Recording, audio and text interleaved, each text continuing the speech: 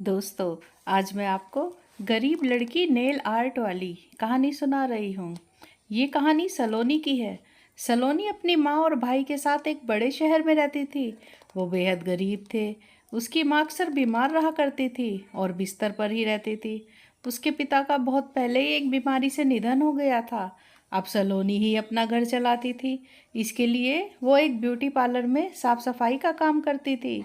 एक दिन सलोनी अपनी माँ से कहती है, माँ, मेरा काम पे जाने का टाइम हो रहा है। आप टाइम से अपनी दवाई खा लेना। सारी दवाई आपके पास ही रखती है और देखो पानी भी वहीं रखा है।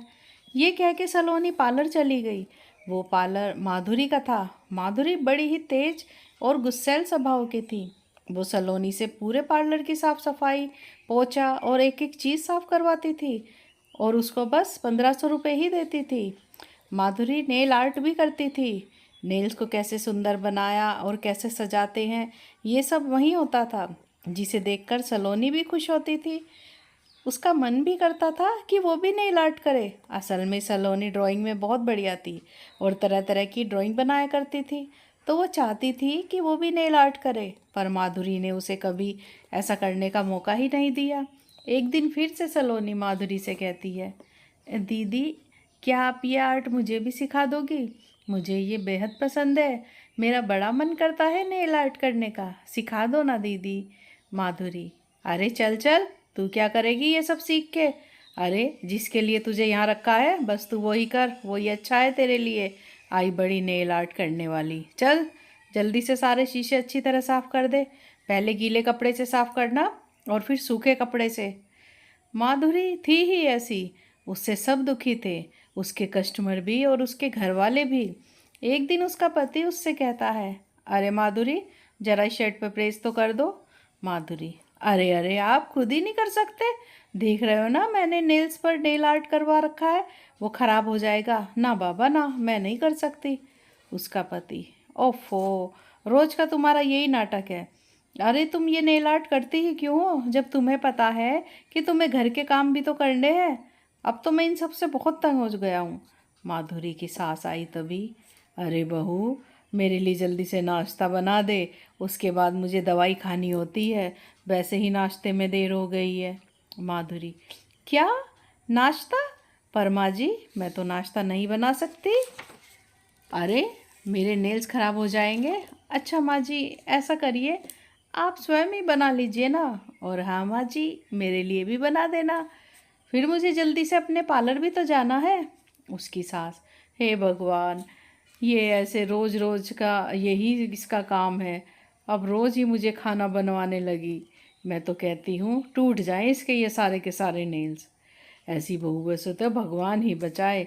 अरे इसके कारण ही सारी कॉलोनी की महिलाएं मुझे ताने मारती हैं कि तेरी बहू के पार्लर में जा जाके हमारी बहू नेल आर्ट कराती हैं और फिर घर का कोई काम नहीं करती, सारा काम फिर हमें करना पड़ता है।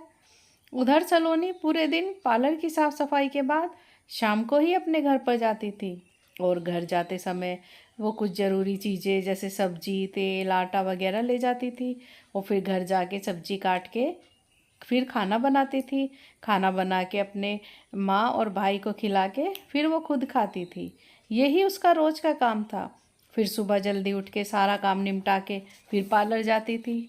एक दिन सलोनी जब पार्लर में साफ सफाई कर रही थी तो सफाई करते करते उससे एक शीशा टूट गया। वो शीशा बड़ा महंगा था। तभी माधुरी वहाँ चिल्लाते हुए आई, अरे अरे, ये क्या कर दिया तूने? तुम गरीब नालायकों से बस काम पे रख लो तो ऐसे ही करते हो, कोई काम तुमसे ढंग से होता ही नहीं। अब देखो, कर दिया ना मेरा इतना नुकसान, इतना महंगा शीशा तोड़ दिया मेरा। सलोनी, वो दीदी मुझे माफ़ कर दो, वो गलती से टूट गया, मुझसे गलती हो गई। माधुरी, क्या तुझे माफ़ कर दूँ? अरे मेरे नुकसान की भरपाई क्या तेरी माँ के करेगी? चल अब निकल यहाँ से, फिर कभी यहाँ दोबारा मत आना, निकल यहाँ से। सलोनी, पर वो दीदी मेरे पैसे। माधुरी, पैसे? अरे इतना बड़ा नुकसान करके ऊपर से पैसे भी मांग रही है? शर्म नाम की कोई चीज़ है कि नहीं है? अब मैं तेरे पैसे से ही नुकसान की भरपाई कर लूँगी, जा अब निकल यहाँ से।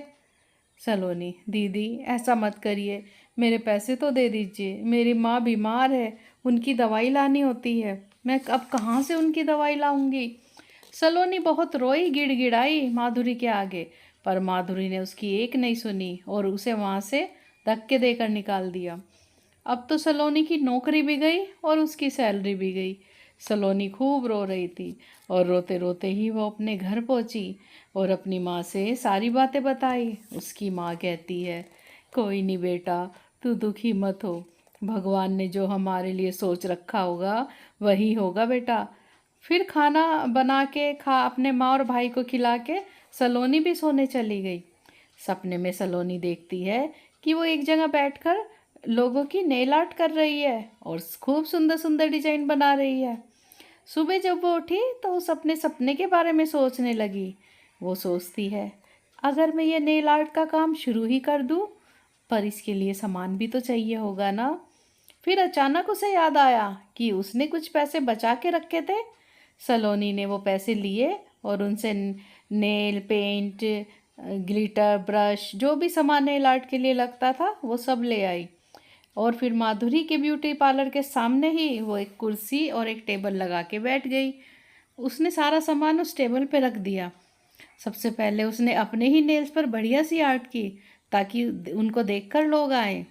फिर उसने आवाज़ लगाई, आइए आइए और नेल आर्ट करवाइए, वो भी सिर्फ 150 रुपये में। आइए आइए, इससे सस्ता नेल आर्ट आपको कहीं नहीं मिलेगा, आइए। वहाँ से दो लड़कियाँ जा रही थी। वो रुक कर बोली, अरे मानसी, कुछ सुना, ये नेल आर्ट कर रही है और वो भी सिर्फ 150 रुपये में। चलना, इससे एक बार नेल आर्ट करवा लेते हैं। अरे देखें तो ये कैसे बनाती है। और वो देख, सामने पार्लर वाली तो पूरे 600 रुपये लेती है, ये सिर्फ 150 ले रही है। ख़राब भी हुए तो क्या हुआ, एक बार बनवा के तो देखते हैं। मानसी, हाँ हाँ, चल चल। और इसके नेल्स तो देख, कितने सुंदर नेल आर्ट का रखा है इन पे, इसने अपने नेल्स पे। फिर वो दोनों लड़कियां सलोनी के पास आती हैं और नेल आर्ट करवा लेती हैं। इतने कम रेट में इतना बढ़िया नेल आर्ट देखकर वहाँ पर और भी लड़कियां आने लगी और सलोनी से नेल आर्ट करवाने लगी। और पहले ही दिन सलोनी ने खूब सारे पैसे कमा लिए। वो घर आके अपनी माँ को बताती है, माँ माँ देखो ना, आज पहले ही दिन मैंने कितनी कमाई कर ली है। अरे इतने तो मुझे वहाँ एक एक महीने में सारा दिन काम करके मिलते थे और मैंने ये एक ही दिन में कमा लिए। अब देखो माँ, मैं मोनू का एक अच्छे से स्कूल में दाखिला करा दूँगी और इसको खूब पढ़ाऊँगी और आपका भी अच्छा सा इलाज करवाऊँगी।